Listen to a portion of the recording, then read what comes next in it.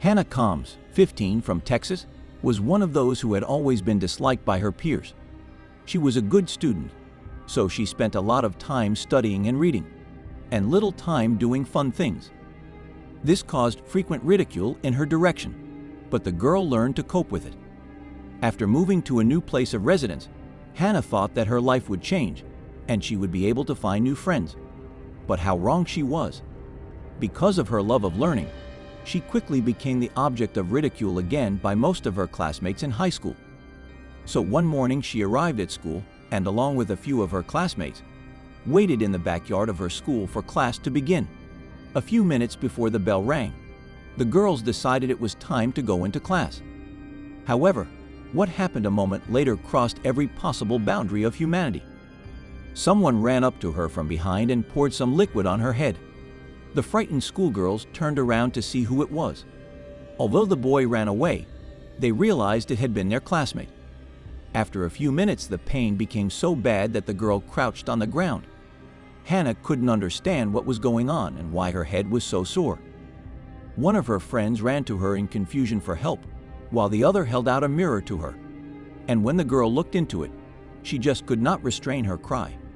The teachers who came to help were shocked by what they saw. On the girl's head, they saw the broken super glue that had glued some of her hair together. On the way to the hospital, she called her parents, who rushed to her house. After an examination, the doctor diagnosed Hannah with a first-degree chemical burn. The reason was that she was wearing a bandage of cotton cloth on her head. This caused an exothermic reaction when she came into contact with the glue. But the worst part was that some of the hair was damaged and could no longer be repaired. Upon hearing the diagnosis, Hannah was incredibly upset and depressed, because curls are the only thing she was crazy about her image. The girl's father, a retired military man, was furious. His anger had no limits, especially after a couple of days there was no reaction from the school authorities. When the father arrived at the school early in the morning and asked why there was no proceeding, the assistant principal rudely told him look elsewhere for the culprit. Maybe it was your daughter who provoked the boy to do this herself. The man was simply shocked by this response. It later turned out that this helper was the mother of the bully. The father understood that you can't respond to violence with violence, and that's not the answer.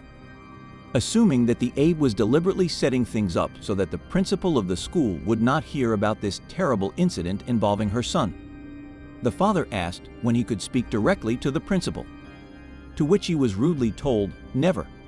Without separating, the father returned to the school parking lot to his car and waited. After sitting in the car until late afternoon, he saw the principal coming out of the main entrance. The head of the school answered that he was not aware of the incident, but promised that he would deal with it all, and he did. The very next day, his assistant was dishonorably fired and her son was expelled from the school. Justice was served. A short time later, many media outlets reported what had happened and publicized the incident to the public at large.